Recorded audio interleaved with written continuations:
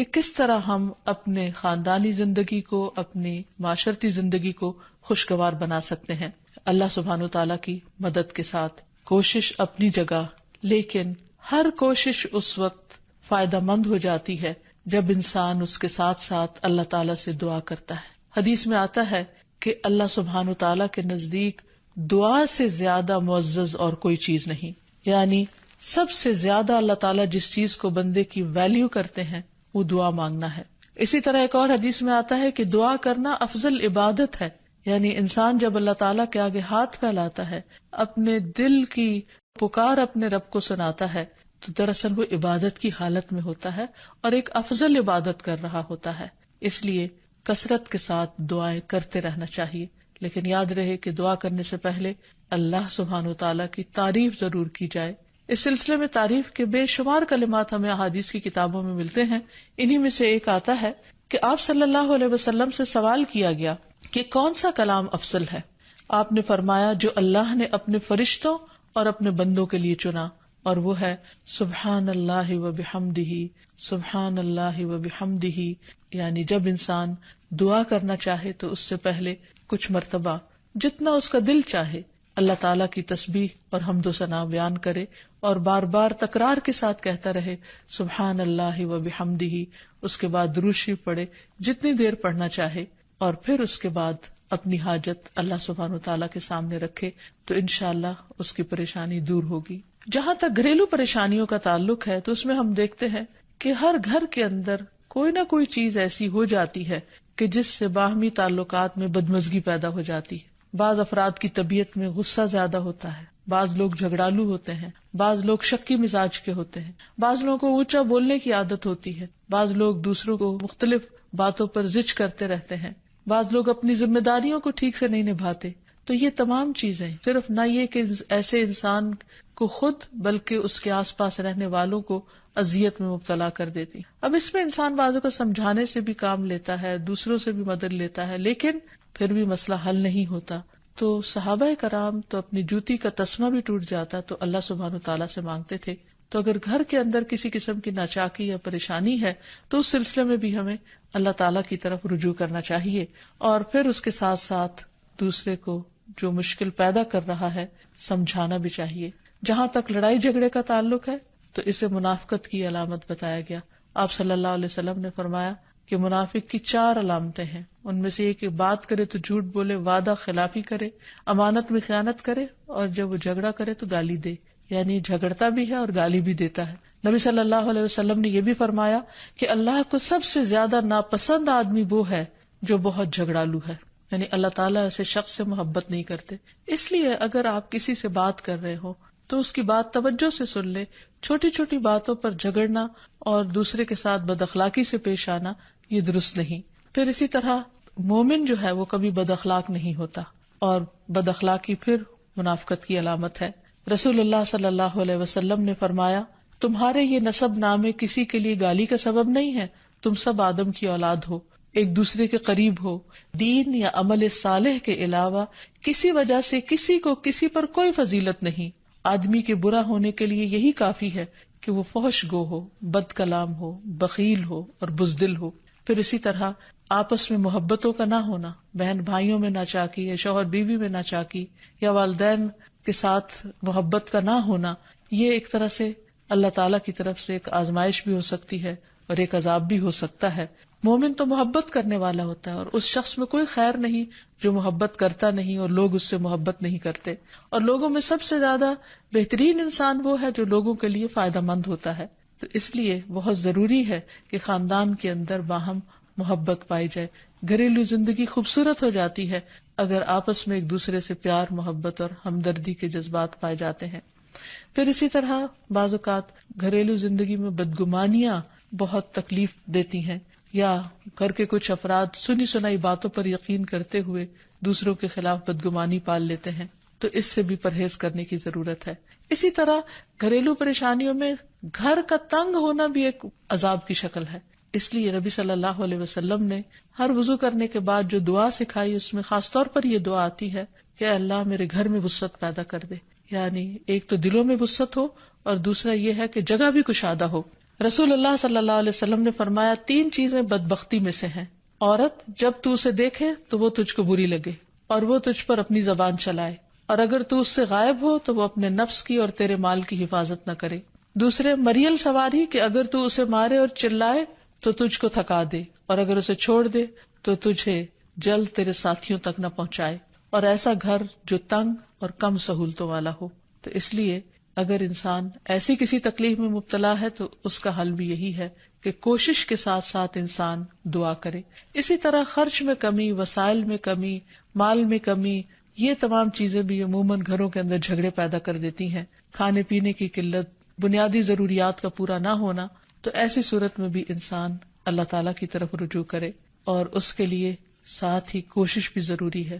کوشش میں سب سے پہلے تو یہ کہ انسان لڑائی جھگڑا چھوڑے، صبر و ضبط کی عادت ڈالے، برداشت و تحمل کی عادت اپنے اندر پیدا کرے، اپنے اخلاق کو بہتر بنائے. ایک حدیث کے مطابق اللہ سبحانہ و تعالیٰ جب کسی گھرانے پر خیر و برکت نازل فرمانا چاہتے ہیں تو اس گھر والوں کے اندر نرمی پیدا کر دیتے ہیں. اور ایک اور حدیث میں یہ بھی آتا ہے کہ جو نرمی سے محروم کر دیا گیا وہ ہر خیر و بلائی سے محروم کر دیا گیا. تو اس لیے گھر کے ہر فرد کو اپنے اپنے رویے پر غور کرتے ہوئے اپنے اخلاق کی اصلاح کرنے کی ضرورت ہے، اور دوسروں سے توقعات زیادہ رکھنے کی بجائے اپنا طرز عمل اچھا کرنے کی ضرورت ہے. اور گھر والوں کے ساتھ بہترین ہونا نبی صلی اللہ علیہ وسلم کی سنت ہے. آپ نے فرمایا تم میں سے بہتر وہ ہے جو اپنے گھر والوں کے لیے بہتر ہو، اور میں تم سب کی نسبت اپنے گھر والوں کے حق میں اچھا ہوں. یعنی آپ نے اپنی مثال دی کہ میں سب سے اچھا سلوک اپنے گھر والوں سے کرتا ہوں، تو تمہیں بھی اگر اچھا بننا ہے تو ایسا ہی کرنا ہوگا. پھر اسی طرح گھر والوں کو زیادہ سے زیادہ فائدہ پہنچانا. حسن بصری سے مروی ہے کہ اللہ تعالیٰ کے نزدیک پسندیدہ بندے وہ ہیں جو اپنے اہل و عیال کو سب سے زیادہ نفع دینے والے ہیں. پھر اسی طرح پیار و محبت سے رہنا. اگر لڑائی جھگڑا ہو بھی جائے یا کوئی غلط فہمی پیدا بھی ہو جائے تو اس وقت خاموشی اختیار کر لینا، مناسب وقت کا انتظار کر کے اس غلط فہمی کو دور کرنا ضروری ہے. پھر اسی طرح اللہ سبحانہ وتعالیٰ نے گھریلو زندگی کو خوشگوار بنانے کے لیے جو بہترین ہدایت ہمیں قرآن مجید میں دی ہے وہ ہے عفو و درگزر سے کام لینا. اللہ تعالیٰ فرماتے ہیں اے لوگو جو ایمان لائے ہو، بے شک تمہاری بیویوں اور تمہارے بچوں میں سے بعض تمہارے دشمن ہیں، سو ان سے ہوشیار رہو، اور اگر تم معاف کرو اور درگزر کرو اور بخش دو تو بے شک اللہ بے حد بخشنے والا نہایت رحم فرمانے والا ہے. تمہارے مال اور تمہاری اولاد تو محض ایک آزمائش ہے، اور جو اللہ کے پاس ہے وہ بہت بڑا اجر ہے. واللہ عندہ اجر عظیم، اور جو اللہ ہے اسی کے پاس بہت بڑا اجر ہے. یعنی انسان کو بعض اوقات اپنی ہی بیوی یا بیوی کو اپنے ہی شوہر سے اور بعض اوقات اپنے ہی بچوں سے یا اپنے ہی والدین سے دشمنی کا اندیشہ ہو سکتا ہے، اور وہ ایک دوسرے کے لیے مصیبت اور بلا ہو سکتے ہیں. لیکن ایسی صورت میں بھی انسان کا گزارا نہیں ہو سکتا جب تک ایک دوسرے کو معاف نہ کرے. زندگی کی گاڑی نہیں چل سکتی جب تک انسان دوسروں کے قصور اور غلطیاں ان سے درگزر نہ کرے، کیونکہ ہر انسان کبھی غصے کی وجہ سے، کبھی جہالت کی وجہ سے، کبھی جلد بازی کی وجہ سے، کبھی لوگوں کے اکسانے پر اپنے پیاروں کے ساتھ زیادتیاں کر جاتا ہے. تو ایسی صورت میں انسان اگر چاہتا ہے کہ اس کی زندگی خوشگوار ہو تو اسے معاف کرتے رہنا چاہیے. نبی صلی اللہ علیہ وسلم کے اخلاق کے بارے میں جب پوچھا گیا تو حضرت عائشہ کہتی ہیں کہ آپ تان و تشنیع کرنے والے نہ تھے، یعنی تانے نہیں دیتے تھے، یعنی اگر کسی سے غلطی ہو جاتی تو اسے بار بار یاد نہیں کراتے تھے، فحش کام نہیں کرتے تھے، بازاروں میں چیخنے والے اور برائی کا بدلہ برائی سے دینے والے نہ تھے، بلکہ معاف کرنے والے اور درگزر کرنے والے تھے. اور حقیقت یہ ہے کہ جو جس کے جتنا قریب ہوتا ہے، جیسے گھر والے ہیں، اس کی غلطیاں اور اس کی کمزوریاں زیادہ سامنے آتی ہیں، اور پھر وہ ریپیٹڈلی سامنے آتی ہیں، بار بار سامنے آتی ہیں. تو ایسی صورت میں معاف کرنا بھی مشکل لگتا ہے، لیکن پھر بھی معاف کیے بغیر گزارا نہیں. پھر اسی طرح یہ ہے کہ انسان اگر ہمیشہ دوسروں کا حق ادا کرنے کی فکر کرے تو اس سے بھی بہت سے جھگڑے ختم ہو جاتے ہیں. شوہر اگر بیوی کو حق دینے والا ہو، بیوی خوشی سے شوہر کا حق دینے والی ہو، بہن بھائی ایک دوسرے کے اوپر قربانی کرنے والے ہوں، ایثار کرنے والے ہوں، تو ایسی صورت میں گھر کا ماحول بہت خوشگوار ہو سکتا ہے. عورت کے بارے میں فرمایا نبی صلی اللہ علیہ وسلم نے کہ عورت اس وقت تک ایمان کی حلاوت نہیں پا سکتی جب تک کہ وہ اپنے شوہر کا حق ادا نہیں کرتی. اسی طرح شوہر کے لیے نبی صلی اللہ علیہ وسلم کا یہ اسوہ حسنہ بہترین ہے کہ آپ صلی اللہ علیہ وسلم اپنے گھر ہوتے ہوئے اپنے گھر والوں کے کام کاج میں ہاتھ بٹایا کرتے تھے. ان کی خدمت کیا کرتے تھے. جب نماز کا وقت ہوتا تو فوراً نماز کے لیے تشریف لے جاتے. آپ اپنے چھوٹے چھوٹے کام خود کر لیا کرتے تھے. یعنی اس سے بھی یہ پتہ چلتا ہے کہ خوشگوار گھریلو تعلقات میں دوسرے پر بوجھ نہ بننا ایک بہت اہم نقطہ ہے. کیونکہ اگر ہر انسان اپنی ذمہ داری خود لے لے تو دوسروں کے لیے وہ خوشگوار ہو جاتا ہے. پھر اسی طرح گھر والوں کو اگر کوئی غم، تکلیف یا پریشانی ہو تو اس موقع پر اپنے اختلافات کو بھول کر ان کی مدد کرنا، ان کی کیئر کرنا اور ان کی دلجوئی کرنا یہ بھی بہت ضروری ہے. اور حتی الوسع گھر کا ماحول خوشگوار رکھنا چاہیے، ایک دوسرے کا احساس کرتے ہوئے اور ایک دوسرے کے کاموں میں عیب نہ نکالتے ہوئے اور ایک دوسرے کو اپریشیٹ کرتے ہوئے، ایک دوسرے کی اچھی خوبیوں کو اور اچھی باتوں کی تعریف کرتے ہوئے، اور اسی طرح بعض اوقات اپنی خواہشات کو پیچھے کرتے ہوئے. کیونکہ اگر ہر انسان یہ چاہے کہ زندگی اس کے مطابق، کیونکہ اگر ہر انسان یہ چاہتا ہو کہ ہر کام گھر میں اس کی مرضی کے مطابق ہو تو یہ ممکن نہیں. بہت سے گھروں میں ساس بہو کا جھگڑا کس بنا پر ہوتا ہے، یا آپس میں قریبی رشتوں کا جھگڑا اور فتنہ فساد کس وجہ سے ہوتا ہے؟ کیونکہ ہر شخص یہ چاہتا ہے کہ گھر کا نظام اس کی مرضی کے مطابق ہو، حالانکہ ایسا ہونا ممکن نہیں. تو اس لیے ہر انسان کو اپنی رائے بھی دینی چاہیے، لیکن دوسروں کی رائے کا بھی احترام کرنا چاہیے. اپنی ضرورت بھی پوری کرنی چاہیے، لیکن اس کے ساتھ ساتھ دوسروں کی ضروریات کا بھی خیال کرنا چاہیے. پھر اسی طرح بہت سے معاملات میں قناعت اختیار کرنی چاہیے، کیونکہ یہ زندگی بذات خود ایک امتحان ہے اور اصل عیش و عشرت کی جگہ جنت ہے، دنیا نہیں، یا دنیا کا گھر نہیں. تو اس لیے ضروری ہے کہ مشکل حالات میں انسان اپنے عزیزوں کا، پیاروں کا، گھر والوں کا ساتھ دے، ان کی مدد کرے. مثلا شوہر کے اگر معاشی حالات تنگ ہیں تو بیوی ناجائز مطالبات نہ کرے. اسی طرح اگر بیوی بیمار ہے تو شوہر اس سے بہت زیادہ گھر کے کام کا مطالبہ نہ کرے. تو ایک دوسرے کے حالات کی رعایت کرتے ہوئے اگر انسان ایک دوسرے سے توقعات رکھے تو اس سے بھی حالات بہت خوشگوار ہو سکتے ہیں. اور پھر یہ کہ ہمیشہ دوسروں کی چھوٹی چھوٹی ایفرٹ پر ان کے لیے شکر گزاری کے جذبات ہونے چاہیے. مثلاً اگر کوئی آپ کو گھر میں پانی پلا دے تو آپ اس پر بھی شکریہ بولیں. ہم عام طور پر اگر گھر سے باہر کہیں ہوتے ہیں اور کوئی ہمارے ساتھ تھوڑے سا بھی احسان کا معاملہ کرے تو ہم اس کے احسان کو مانتے ہیں، لیکن گھر والوں کا احسان ماننا ایک مشکل کام لگتا ہے. تو اس لیے اگر ہم چاہتے ہیں کہ گھریلو زندگی خوشگوار ہو تو اس میں گھر والوں کے احسان کو بھی ماننا ضروری ہے. اور پھر چھوٹی چھوٹی اذیتوں کو بہت مینشن نہیں کرنا چاہیے، ان کا ذکر نہیں کرنا چاہیے، ان پر صبر کرنا چاہیے. تو جو شخص شکر اور صبر سے کام لیتا ہے اس کی زندگی لازماً خوشگوار ہوتی ہے. لیکن اس کے باوجود بھی اگر گھریلو زندگی میں تنگی ہو، تکلیف ہو، آپس کی ناچاکی ہو، دشمنی ہو، پریشانی ہو، بہت بے چینی ہو، تو پھر اللہ سبحانہ وتعالی ہی کی طرف رجوع کرنا چاہیے. کیونکہ قرآن مجید میں آتا ہے وَإِن يُرِدْكَ بِخَيْرٍ فَلَا رَادَّ لِفَضْلِهِ يُصِيبُ بِهِ مَن يَشَاءُ مِنْ عِبَادِهِ وَهُوَ الْغَفُورُ الرَّحِيمُ. اور اگر اللہ تمہیں کوئی تکلیف پہنچانا چاہے تو اس کے سوا کوئی اسے دور کرنے والا نہیں، اور تجھ سے کوئی بھلائی کرنا چاہے تو کوئی اسے ٹالنے والا نہیں. وہ اپنے بندوں میں سے جسے چاہے فضل سے نوازتا ہے اور وہ بخشنے والا اور رحم کرنے والا ہے. تو اس لیے چھوٹی چھوٹی تکلیفوں پر بھی فوراً اللہ کا ذکر، اللہ کی یاد، اللہ کی تسبیح انسان کے دل کو سکون بخش دے. اور نبی صلی اللہ علیہ وسلم نے خصوصاً اپنی پیاری بیٹی فاطمہ رضی اللہ تعالی عنہا کو جب وہ گھر کے کام کاج کر کے تھک جاتی تھی، کیونکہ اپنے ہاتھ سے چکی پیستی، اپنے ہاتھ سے آٹا گوندتی، اپنے ہاتھ سے اپنے گھر کے کام کاج کرتی، بچوں کو لک آفٹر کرتی، تو بہت تھک جاتی تھی. اور اسی تھکاوٹ کی وجہ سے انہوں نے ایک دفعہ نبی صلی اللہ علیہ وسلم کے پاس جب کچھ قیدی آئے تو خادم کا مطالبہ کیا، لیکن آپ صلی اللہ علیہ وسلم نے ان کو خادم دینے کی بجائے یہ تسبیحات سکھائی اور فرمایا کہ جب تم اپنے بستر پر جانے لگو تو 33 بار سبحان اللہ، 33 بار الحمدللہ اور 34 بار اللہ اکبر پڑھ لیا کرو. اور اسی لیے یہ تسبیحات فاطمہ کے نام سے بھی معروف ہیں. تو رات کو خاص طور پر بستر پر لیٹ کر یہ تسبیحات ضرور پڑھ لینی چاہیے، کیونکہ یہ گھریلو کام کاج کی تھکاوٹ کا بہترین علاج ہے اور خادم کی جگہ کفایت کرنے والی دعائیں ہیں. پھر اسی طرح گھر میں وسعت اور کشادگی کی دعا، اللہم اغفر لی ذنبی ووسع لی فی داری وبارک لی فی رزقی.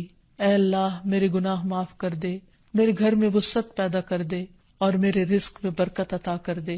پھر اسی طرح چھوٹی چھوٹی پریشانیوں کے سلسلے میں مثلاً بچے کو چوٹ لگ گئی یا اچانک کسی وبائی مرض کا کوئی شکار ہو گیا تو علاج معالجے کے ساتھ ساتھ دعا کرنا ضروری ہے. مثلا گھر والوں میں سے اچانک کسی کو کوئی ایسی بیماری آ گئی، کوئی اسٹروک ہو گیا یا ہارٹ اٹیک ہو گیا تو سارے گھر والے پینک ہو جاتے ہیں. ایسی صورت میں پریشانی کا صرف اظہار کرتے رہنے سے اور غمگین رہنے سے مریض کی مدد نہیں کی جا سکتی. تو اس موقع پر اللہ تعالیٰ سے دعا کرنی چاہیے. اور ایک بہت خوبصورت دعا جو نبی صلی اللہ علیہ وسلم نے حضرت اسماء بنت امیس کو سکھائی تھی کہ آپ نے فرمایا، کیا میں تمہیں ایسے کلمات نہ سکھاؤں جن کو تم پریشانی کے وقت پڑھا کرو؟ اور وہ کلمات ہیں اللہ اللہ ربی لا اشرک بہ شیئا، اللہ ہی میرا رب ہے، میں اس کے ساتھ کسی چیز کو شریک نہیں بناتی. اور آخر میں یہ کہ گھر والوں کی باہمی محبت اور الفت اور تعلقات کی بہتری کی دعا کرنی چاہیے جو پیارے نبی صلی اللہ علیہ وسلم نے ہمیں سکھائی ہے.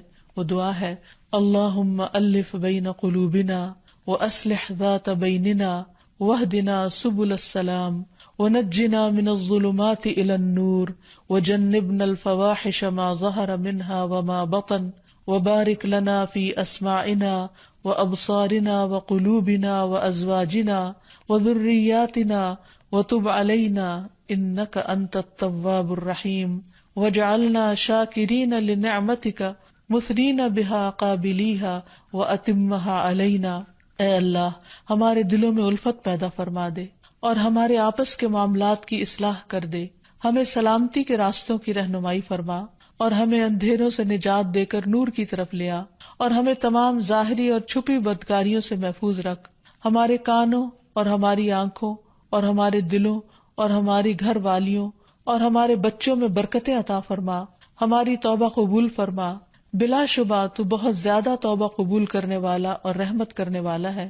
ہمیں اپنی نعمتوں کا شکر ادا کرنے والا بنا اور ان کی تعریف کرنے والا اور ان کو قبول کرنے والا بنا دے. ان نعمتوں کو ہم پر کامل فرما دے، یعنی ان نعمتوں کو ہم پر تمام کر دے. تو کس قدر جامع اور خوبصورت دعا ہے جو نبی صلی اللہ علیہ وسلم نے ہمیں سکھائی. گھریلو زندگی کو خوشگوار بنانے کے لیے ان دعاؤں کو پڑھتے رہنا چاہیے، یاد کر لینا چاہیے، قبولیت کے مواقع پر پڑھنا چاہیے. اگر زبانی یاد نہ بھی ہو تو دیکھ کر پڑھ لینا چاہیے، اور اگر ان کا ترجمہ نہ آتا ہو تو اردو میں پڑھنے میں بھی کوئی حرج نہیں.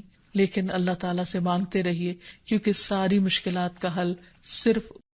عن ابی موسیٰ عن النبی صلی اللہ علیہ وسلم قال مثل البیت الذی یذکر اللہ فیہ والبیت الذی لا یذکر اللہ فیہ مثل الحی والمیت. رواہ مسلم. سیدنا ابو موسیٰ رضی اللہ عنہ سے روایت ہے، نبی صلی اللہ علیہ وسلم نے فرمایا، جس گھر میں اللہ تعالیٰ کا ذکر کیا جاتا ہے اور جس گھر میں اللہ تعالیٰ کا ذکر نہیں کیا جاتا وہ زندہ اور مردہ کی مثل ہے. اللہ کے بندے، اللہ سے محبت کرنے والے ہر حال میں اللہ کو یاد کرتے رہتے ہیں، خواہ وہ اپنے گھر میں ہوں یا گھر سے باہر. الذین یذکرون اللہ قیاما وقعودا وعلی جنوبہم، وہ جو اللہ کا ذکر کرتے ہیں کھڑے، بیٹھے اور لیٹے.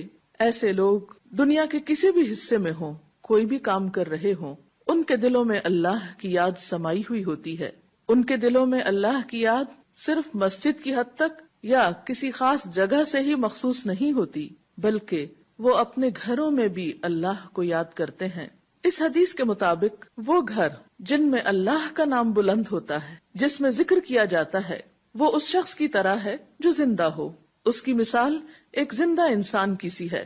اس کے برعکس وہ گھر جس میں اللہ کا نام نہ لیا جاتا ہو، اللہ کا ذکر بلند نہ ہوتا ہو، اس گھر کی مثال ایک مردہ کی سی ہے. اور آپ سب جانتے ہیں کہ زندہ اور مردہ برابر نہیں ہوا کرتے.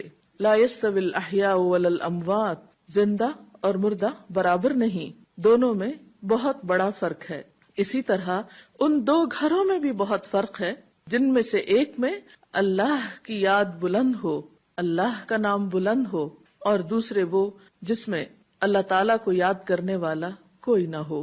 قرآن پاک میں اللہ سبحانہ وتعالیٰ کو یاد کرنے والوں کی صفت یہ بتائی گئی ہے کہ رجال لا تلہیہم تجارت ولا بیع عن ذکر اللہ، وہ ایسے لوگ ہیں جنہیں تجارت اور خرید و فروخت اللہ کی یاد سے غافل نہیں کرتی. یعنی عین دنیا کے اندر رہتے ہوئے بھی وہ اللہ کو یاد کرتے رہتے ہیں. وَإِقَامِ الصَّلَاةِ وَإِيتَاءِ الزَّكَاةِ، نماز قائم کرنے اور زکوٰۃ کی ادائیگی سے کوئی چیز انہیں منع نہیں کرتی، مانے نہیں ہوتی. اور وہ یہ کیوں کرتے ہیں؟ یعنی اللہ کو یاد کیوں کرتے رہتے ہیں اور اپنے فرائض کی ادائیگی میں سرگرم کیوں رہتے ہیں؟ یخافون یوما تتقلب فیہ القلوب والابصار، وہ اس دن سے ڈرتے ہیں جس دن دل اور نگاہیں الٹ پلٹ ہو جائیں گی، یعنی قیامت کا خوف ہے ان کے دل کے اندر. اور اس کے ساتھ ساتھ اللہ کے فضل کے امیدوار بھی ہیں. لیجزیہم اللہ احسن ما عملوا ویزیدہم من فضلہ، تاکہ اللہ ان کو بدلہ دے ان کے اچھے اعمال کا جو انہوں نے کیے، اور اپنے فضل سے زیادہ بھی نوازے. واللہ یرزق من یشاء بغیر حساب، اور اللہ اپنے رزق میں سے جسے چاہتا ہے بے حساب عطا کر دیتا ہے. تو بات یہ ہے کہ جو دل خوف اور امید کے درمیان ہوتے ہیں وہ دل اللہ کی یاد سے معمور ہوتے ہیں، اور جن لوگوں کے دل اللہ کی یاد سے معمور ہوتے ہیں ان کے گھر بھی اللہ کی یاد سے معمور ہوتے ہیں. عام طور پر گھروں میں دو طرح سے ذکر ہوتا ہے، ایک انفرادی ذکر اور ایک اجتماعی ذکر. انفرادی ذکر میں نماز پڑھنا، قرآن کی تلاوت، اور اسی طرح چلتے پھرتے، اٹھتے بیٹھتے، گھر کے کام کاج کرتے، لیٹتے جاگتے، چلتے پھرتے اللہ کو یاد کرتے رہنا، خصوصاً وہ مسنون اذکار جو رسول اللہ صلی اللہ علیہ وسلم سے وارد ہیں. اور دوسری قسم اجتماعی ذکر کی ہے کہ کسی ایک گھر میں مختلف لوگ جمع ہو کر یا اہل خانہ ہی جمع ہو کر اکٹھے بیٹھ کر اللہ کو یاد کریں. اور اس سے مراد کسی خاص قسم کا وظیفے کا ورد ہی نہیں بلکہ اللہ تعالیٰ کی یاد کے مختلف طریقے ہو سکتے ہیں. اللہ تعالیٰ کی معرفت حاصل کرنے، علم سیکھنے اور جاننے کے جو حلقات ہیں وہ بھی اللہ ہی کے ذکر اور اللہ ہی کی یاد کی طرف انسان کو راغب کرتے ہیں. قرآن پاک میں خاص طور پر ازواج مطہرات کو یہ حکم دیا گیا، وَاذْكُرْنَ مَا يُتْلَى فِي بُيُوتِكُنَّ مِنْ آيَاتِ اللَّهِ وَالْحِكْمَةِ، اور ذکر کرتی رہو، یاد کرتی رہو جو تمہارے گھروں میں پڑھی جاتی ہیں اللہ کی آیات اور حکمت کی باتیں. یعنی ازواج مطہرات رسول اللہ صلی اللہ علیہ وسلم کے گھر میں قرآن پاک اور حکمت کی باتوں کا ذکر کریں، یعنی انہیں آپس میں بھی سیکھیں سکھائیں اور دوسروں کو سکھانے کا بھی انتظام فرمائیں. تو گویا ذکر کی مجالس سے مراد تسبیحات وغیرہ کرنا بھی ہو سکتا ہے، اور علم کی مجالس بھی ہیں، اور خصوصاً ایسے علم کی مجالس جن کے ذریعے انسان کے ایمان میں اضافہ ہو، اللہ تعالیٰ سے تعلق مضبوط ہو. قرآن پاک میں اللہ تعالیٰ نے اہل ایمان کو خصوصی طور پر تنبیہ فرمائی، تلقین فرمائی، یا ایھا الذین آمنوا لا تلھکم اموالکم واولادکم عن ذکر اللہ، اے لوگو جو ایمان لائے ہو، تمہارے مال اور تمہاری اولادیں تمہیں اللہ کے ذکر سے غافل نہ کریں. ومن یفعل ذلک فاولئک ھم الخاسرون، اور جو ایسا کریں گے وہی لوگ دراصل خسارہ پانے والے ہیں، نقصان اٹھانے والے ہیں. یعنی گھر میں ہوتے ہوئے انسان دنیا کے کاموں میں مشغول ہو جاتا ہے یا بال بچوں کی محبت میں بعض اوقات اللہ تعالیٰ کی یاد سے غافل ہو جاتا ہے، تو ایسے میں فرمایا کہ لا تلھکم اموالکم واولادکم عن ذکر اللہ، یہ دنیا کے مال اور یہ تمہارے بال بچے تمہیں اللہ کی یاد نہ بھلائیں. گویا گھر میں ہوتے ہوئے اللہ کو یاد کرتے رہو، اس دنیا میں رہتے ہوئے پھر ان نعمتوں کے دینے والے کو مت بھولو. حضرت ابو ہریرہ رضی اللہ تعالی عنہ بیان کرتے ہیں کہ رسول اللہ صلی اللہ علیہ وسلم نے فرمایا، جو لوگ اللہ کے گھروں میں سے کسی گھر میں جمع ہوتے ہیں اور اللہ کی کتاب کی تلاوت کرتے ہیں اور اسے باہم پڑھتے پڑھاتے ہیں تو ان پر سکون قلب اترتا ہے اور اللہ کی رحمت انہیں ڈھانپ لیتی ہے اور فرشتے ان پر سایہ کرتے ہیں، اور اللہ تعالیٰ ان کا ذکر ان فرشتوں کے درمیان کرتے ہیں جو اس کے پاس ہیں. اور جس شخص کو اس کے برے عمل نے پیچھے ڈال دیا اس کا حسب نسب اسے آگے نہیں بڑھا سکتا. اگرچہ اس حدیث میں گھروں سے مراد مساجد ہیں، یعنی اللہ کا گھر، لیکن ہم دیکھتے ہیں کہ عملی طور پر ذکر کی یہ مجلسیں، علم کی یہ مجلسیں صرف مساجد تک ہی محدود نہیں رہیں، بلکہ حضرت عمر کے زمانے میں ہم دیکھتے ہیں کہ ہر 20 گھروں میں سے ایک گھر مدرسہ بن گیا، جگہ جگہ علمی مراکز کھل گئے. اور مسلمان ہونے کا مطلب تھا پڑھا لکھا ہونا، جاننے والا ہونا، کیونکہ قرآن پاک میں واضح طور پر بتا دیا گیا کہ قل هل يستوي الذين يعلمون والذين لا يعلمون، کہیے کہ کیا برابر ہو سکتے ہیں وہ لوگ جو علم رکھتے ہیں اور وہ جو علم نہیں رکھتے. تو ذکر کی مجلسیں صرف تلاوت قرآن ہی کی مجلسیں نہیں، بلکہ ساتھ ہی کیا فرمایا، وَيَتَدَارَسُونَهُ بَيْنَهُمْ، وہ ایسی مجلسیں ہیں جس میں لوگ ایک دوسرے کے ساتھ علمی مذاکرہ بھی کرتے ہیں، ایک دوسرے کو سکھاتے بھی ہیں، تعلیم بھی دیتے ہیں۔ اسی طرح ایک اور روایت میں آتا ہے کہ صحابہ کرام صبح کی نماز کے بعد حلقہ بنا کر بیٹھ جاتے، قرآن پڑھتے، فرائض اور سنن سیکھتے اور اللہ کو یاد کرتے۔ اسی طرح آپ صلی اللہ علیہ وسلم جب مختلف گھروں کے پاس سے گزرتے تو ان میں سے قرآن کی تلاوت کی آوازیں بلند ہو رہی ہوتی۔ آپ مختلف لوگوں کے گھروں کو ان کے اندر کے قرآن پڑھنے والوں کی آوازوں سے پہچانا کرتے تھے۔ پھر اسی طرح اکٹھے بیٹھ کر ذکر کرنے کی ایک اور جگہ پر بھی فضیلت آئی ہے۔ رسول اللہ صلی اللہ علیہ وسلم نے فرمایا، اگر میں ایسے لوگوں کے پاس بیٹھوں جو صبح کی نماز سے لے کر طلوع آفتاب تک اللہ کا ذکر کرتے ہیں تو یہ مجھے اس بات سے زیادہ عزیز ہے کہ میں اسماعیل علیہ السلام کی اولاد میں سے 4 غلام آزاد کروں، اور اگر میں ان لوگوں کے پاس بیٹھوں جو عصر کی نماز سے لے کر غروب آفتاب تک اللہ کا ذکر کرتے ہیں تو یہ مجھے اس سے زیادہ عزیز ہے کہ میں 4 غلام آزاد کروں۔ تو اس سے پتہ چلتا ہے کہ اکیلے اکیلے ذکر کرنے کے علاوہ مل جل کر ذکر کرنا بھی باعث تسکین ہے، باعث رحمت ہے، اور انسان کے لیے ایک بہت بڑی سپورٹ بنتا ہے۔ آپ صلی اللہ علیہ وسلم نے خاص طور پر گھروں کی طرف متوجہ کرتے ہوئے فرمایا، اپنے گھروں کو قبرستان مت بناؤ، کیونکہ شیطان اس گھر سے بھاگ جاتا ہے جس میں سورۃ البقرہ پڑھی جاتی ہے۔ ایک اور جگہ پر آپ نے فرمایا کہ جس شخص نے 10 آیات کے ساتھ قیام کیا یعنی رات کی نماز پڑھی وہ غافلوں میں نہیں لکھا جائے گا، اور جس نے 100 آیات کے ساتھ قیام کیا وہ فرما برداروں میں لکھ دیا جائے گا، اور جس نے 1000 آیات کے ساتھ قیام کیا تو وہ ان لوگوں میں لکھا جائے گا جو بہت زیادہ ثواب جمع کرتے ہیں۔ پھر اسی طرح ہم دیکھتے ہیں کہ رسول اللہ صلی اللہ علیہ وسلم فرض نماز مسجد میں ادا کیا کرتے تھے لیکن نوافل گھر میں ادا کیا کرتے تھے، تاکہ گھروں کے اندر بھی اللہ کے ذکر، اس کی یاد اور عبادت کی وجہ سے برکت ہو۔ تو ہم سب کو بھی چاہیے کہ ہم اپنے اپنے گھروں میں اللہ تعالیٰ کی عبادت کا خاص اہتمام کریں، بڑوں کے علاوہ بچوں کو، اہل خاندان کو، رشتہ داروں کو کبھی کبھار جمع کریں، مل جل کر اللہ کی باتیں کریں، اللہ کا ذکر کریں، تاکہ گھروں کے اندر رحمت اور برکت ہو۔ اور یہ بھی یاد رکھیے کہ جب اکٹھے بیٹھ کر ذکر کیا جاتا ہے تو اللہ تعالیٰ ایسے لوگوں کا ذکر اپنے پاس کے فرشتوں کے پاس کرتے ہیں۔ انفرادی ذکر کے علاوہ گھروں کے اندر دینی مجالس ہونی چاہیے، سب اہل خانہ خود مل جل کر بیٹھ سکتے ہیں، دیگر قریبی رشتہ داروں کو بلا سکتے ہیں، ہمسایوں کو اکٹھا کر سکتے ہیں، کیونکہ قدرتی بات ہے کہ جب انسان ایک مجلس میں اکٹھے ہو کر مل جل کر کوئی کام کرتا ہے تو اس کی اپنی ہی ایک خاص رحمت اور برکت ہوتی ہے۔ تو اللہ تعالیٰ سے دعا ہے کہ وہ اپنی یاد سے ہمارے دلوں کو آباد رکھے۔ اس سلسلے میں اگر آپ کے ذہن میں کوئی سوال ہے تو آپ کر سکتے ہیں۔ جیسے کہ ابھی آپ نے فرمایا کہ قرآن پاک میں ازواج مطہرات کو اس بات کا حکم دیا گیا تھا کہ وہ اپنے گھروں میں قرآن اور حکمت کی تعلیم کا بندوبست کریں، آپ کیا سمجھتی ہیں کہ ہمارے معاشرے میں ایک جو گھریلو خاتون ہے جس کے پاس اپنے گھر کے کام کاج کے بعد فارغ وقت بہت سارا بچتا ہے، اور جیسے کہ ہم سب بخوبی جانتے ہیں کہ اس فارغ وقت کو استعمال کرنے کے لیے مختلف قسم کی ایکٹیویٹیز خواتین کرتی ہیں، تو اس حدیث کے حوالے سے آپ کیا سمجھتی ہیں کہ اس فارغ وقت کا ایک بہترین استعمال کیسے ہو سکتا ہے؟ آپ نے ایک اہم پہلو کی طرف توجہ مبذول کرائی ہے۔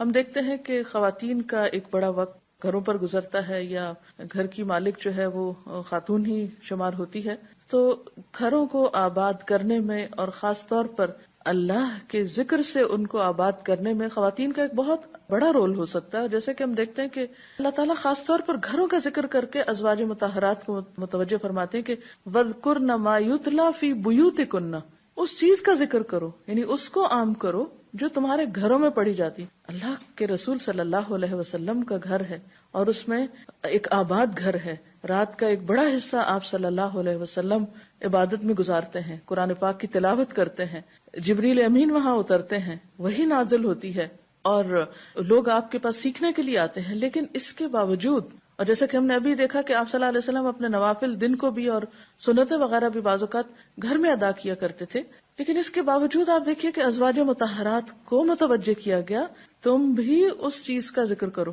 تو اس سے پتہ چلتا ہے کہ یہ ذمہ داری یعنی صرف مردوں کی نہیں، یا ذکر کرنا صرف مردوں کا کام نہیں، بلکہ عورتوں پر بھی ایکولی اس بات کی رسپانسبلٹی، اور خصوصاً گھروں کے اعتبار سے کہ وہ اپنے گھر کو صرف اچھے فرنیچر سے ہی ڈیکوریٹ نہیں کریں، وہ گھر کو صرف اچھے کھانوں سے ہی معمور نہیں کریں، بلکہ اس کے برعکس جہاں دنیاوی چیزوں کا وہ خیال رکھتی ہیں وہاں وہ اس بات کو بھی میک شور کریں، اس بات کی بھی یقین دہانی کرائیں کہ ان کے گھر اللہ کی یاد سے آباد ہیں، کیونکہ حدیث بہت واضح ہے کہ جس گھر میں اللہ کی یاد نہیں ہے وہ گھر ایک مردہ گھر ہے، اجڑا ہوا ویران گھر ہے۔